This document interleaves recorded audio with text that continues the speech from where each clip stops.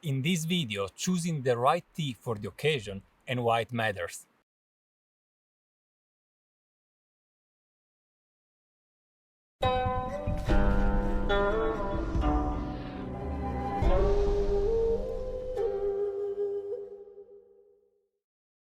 Hi guys, this is Gabriele from nannuoshan, where we share the pleasure of drinking and discovering genuine farm tea. And you're also looking to expand your tea knowledge and brewing skills?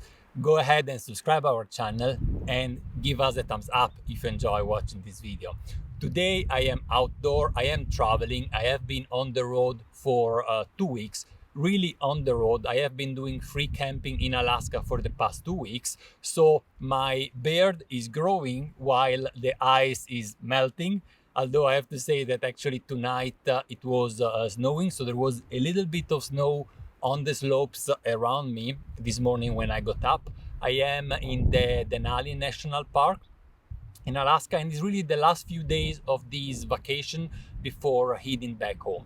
And I thought doing some traveling pairings. I thought, what tea should I combine with this environment, with this situation, and why it matters actually choosing the right tea for the right occasion. And I thought I will share with you this tea moment, and also maybe why not telling you some stories about some special moments, some special tea moments that I had through my tea life.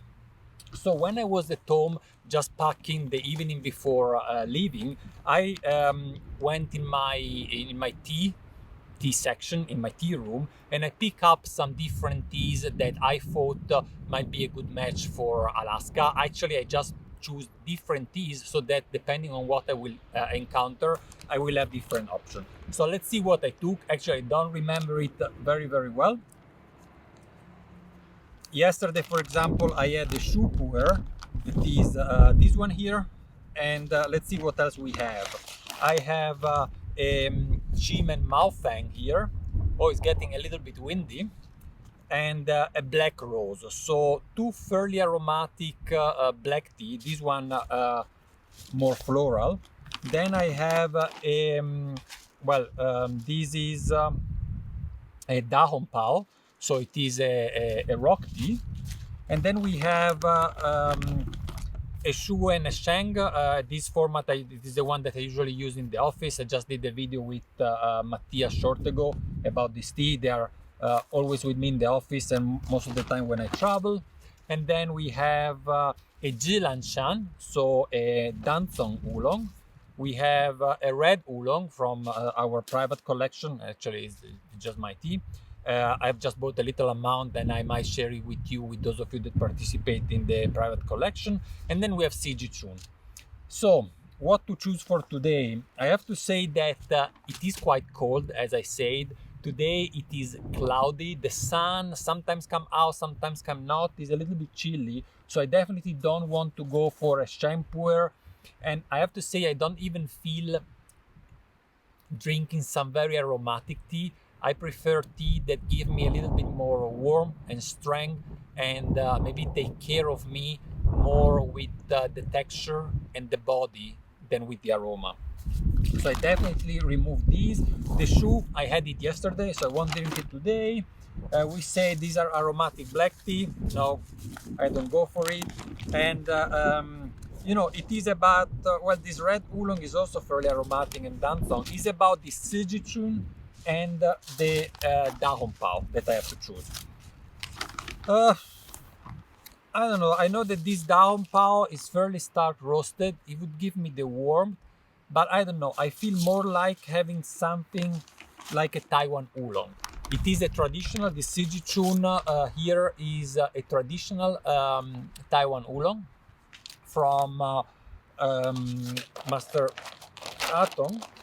And I will go for it because it's traditional, so it's not very green, and it has some strength, some warmth to it, but also very nice aroma that is never on the too much on the front, let's say, like would be the case for a Danzong. And I just boiled some water here. Next to me there is a river, so I went there because I cannot really use the cooker, the camping cooker, on grass. So I went in the middle of the river to cook some water. And here we go. Oh, I put a little bit too much leaves here. And yeah, I thought, why I prepare this tea, I will share with you some of my, I would say, magic tea moments. Some of them I have already shared in the past. And so those of you that have been subscribing our channel for a while, I've already heard some of my stories in China while I was there for sourcing tea for nannuoshan. But I'm not so sure actually having told you this one yet. And it is special because at the first glance, it has nothing special in it actually, but it really does. So you have to know that when in 2014 I went for for the first time in China to source tea for nannuoshan. I had been a few times before in China for tea, but not for nannuoshan. In March 2014, I founded nannuoshan, and then I decided, of course, to go to China for the first harvest. Now, I have already made a video about the tea history of me with all the details about that trip. But what is matter is that actually I was planning to go there with another fellow, tea fellow, a guy that actually has another tea shop. But then, so we were planning doing the sourcing together. But then what happened is that he decided otherwise. And so when I was in China, I was left alone. Left alone means that I didn't have the plans because I was planning to go with him, but then I had just 5 weeks and I have to buy the first inventory of nannuoshan. So I went to Shanghai. I was in Suzhou when I realized that I will be traveling alone. So I went to Shanghai, and before starting traveling in regions where there are tea fields, I say to myself, let's try some tea here in Shanghai. So I went to a famous tea shopping mall. In China, there are shopping malls only for tea with probably hundreds of shops, just really tea shops. And while walking in this shopping mall, there were many people like many seller that were addressing me, and they would say, come in, come in. They were looking at me. I'm foreigner. I was the only foreigner in the shopping mall, so they were trying to selling me stuff. So they were coming out of their shop, seeing walking me passing by, and say, yeah, come in, come in. Some of them, actually most of them, didn't know a word in English, so they were just saying like this. And for me it was kind of overwhelming because I have these 3 stories shopping mall with hundreds of shop. Where should I start? I was a little bit disoriented, especially also given the situation, the fact that I had already opened the company, I had to buy all the tea, and I was completely alone, which was not planned. So I started looking at the different shops, and I thought, okay, first of all, I will not enter a shop if they are calling me. It has to be myself deciding. I don't want the pressure. So this was one of the things that I really wanted to do. So to really, first of all, be myself choosing the place. And then I started walking around, and many of the shop were quite apparent. They were quite with a lot of stuff inside, bright colors, and I don't know, none of them really inspired me. And actually one of the first, if not the very first, I don't remember, I think actually the very first shop I entered was this tiny shop with a very, very small window that actually you might just pass by without noticing that actually have passed the shop, because it was maybe, well, I don't know in square feet, but in square meter, maybe 15 square meters at most, just a very tiny room. And there was a lady sitting there and drinking tea alone, and she saw me passing by, but she didn't say anything. And it was very, very simple, the shop, very elegant, very simple, a lot of details put in it, but really, really very basics. And so I thought, okay, let's get in. And I met Jianqing, and Jianqing was the lady there. It was 2014. Jianqing is still today a very, very good friend of mine. She's one of the pillar of nannuoshan in China, in the sense that she's not part of the nannuoshan team, but she helped us a lot in contacting suppliers, in just having a personal exchange. Sometimes she buy from my supplier, I buy from her suppliers, and we exchange tea farmers, if you want, and actually also TEAWARE. But at the end, coming back to our moment, I entered the shop. She was not really able to speak English, very, very little. And I just sit down and start drinking tea. And what I remember is that every movement that the Jianqing was doing was slower than any movement I ever do. I'm a person with a lot of energy, and you see, I mean, not only because I'm Italian, but I move my hands and so on. And she was preparing this tea with such a calm, and it was so quiet and so gentle in the movement that really slowed me down. I was very energized and electrified and a bit anxious also of the 5 weeks in front of me sourcing tea. And I entered this space, and it was like actually having all of a sudden earplugs in my hair, and all the noise outside was remaining outside, and I was in this in this room with the walls made of cotton, if you want, just damping the loudness of the outer world. And I had this lady in front of me that gently was preparing a tea. I even don't remember which tea actually I drank for the first time there. It might have been actually a pu'er or a white tea, knowing the person. Oh, very windy. Wow. And a little bit chilly actually. I see mountains with the snow just in front of me, and we have actually not very far from here the highest peak in the US, so in the Denali Park. It is above 6,000 meters. And well, coming back to my tea experience, it is every time I go to this place, I go there to relax and drink tea, because the the the details that she put in her shop, and how simple it is, and how quiet she behaves when she prepares it to other. She's never pushy to customers. It's like they get in. You were saying she was sitting there, customers were getting in. She was not even asking anything. Very quietly, people were looking around, and she has a way of selling her tea and teaware that is like. It's like, it's like you enter, if you like something, yeah, okay, let's discuss it about tea. You want to enter just to drink tea, just come in, let's have a tea together. You have the feeling she's not even there for selling something, it's just like a tea place, but actually she lives out of tea. That's her livings, yeah, that comes from there. And when I drink tea with Jianqing, well, she has good tea, but no matter how good the tea is, it tastes always good, because of the environment, because of the way she prepares it, before of the state of mind she put.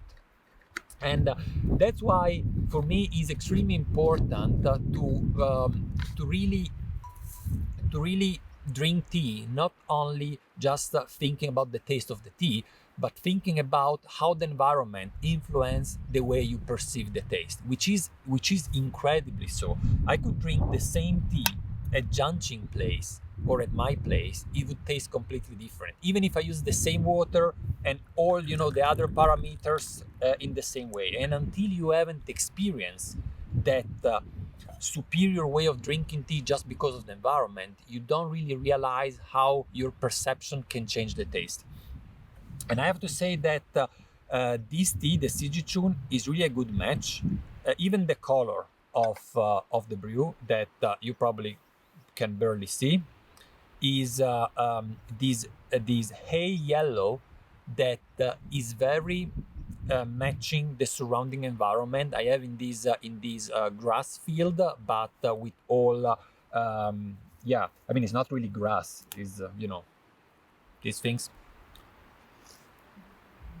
with a lot of yellow grayish tones, also because it is cloudy. and even the color and even the taste actually is matching the place.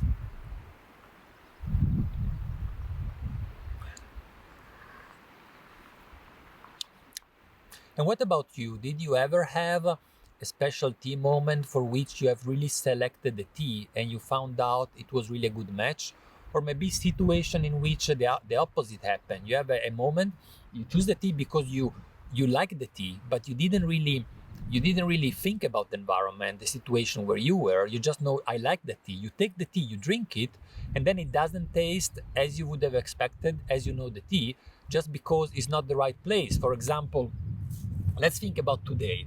My hands are really cold at the moment, right? It's really, I mean, I think we are at about probably 5 degrees centigrade. So it's fairly cold.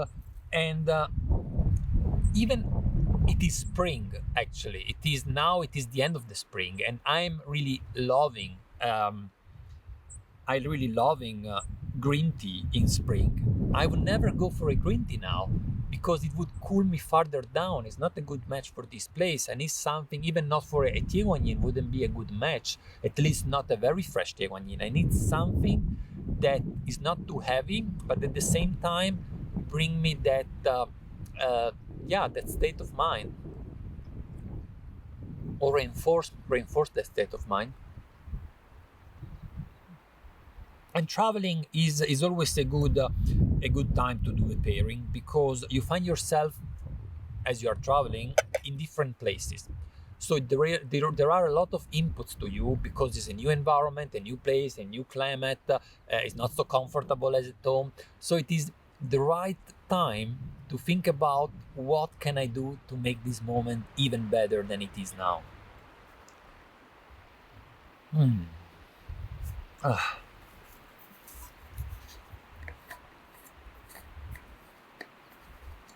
Oh, now the wind comes down, a little bit of sun is showing out of the clouds. Another 2 days, then I will be back in the office, which I have to say is not bad at all, because, well, I love this place, but I have been on the road for so long. I've been 2 months in Europe. Now I came back home, I just stayed a day at home, and now I'm in Alaska. So I need some days to really be at home,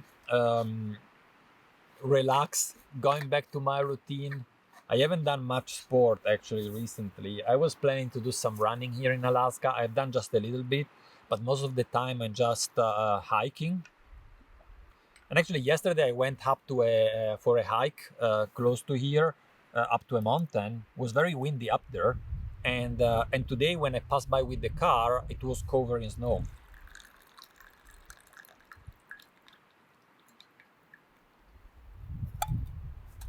So share with me your special tea moments, how you choose a tea when you find yourself in special situation. And a special situation can be also a relaxing evening at home. Special doesn't mean that it occurs seldom.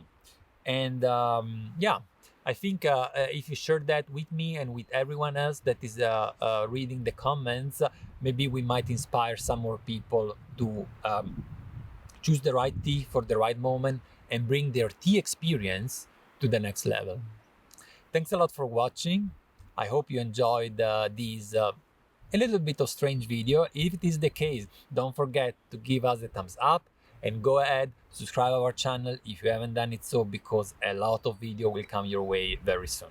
Thank you guys, and I will see you at the next time. Cheers.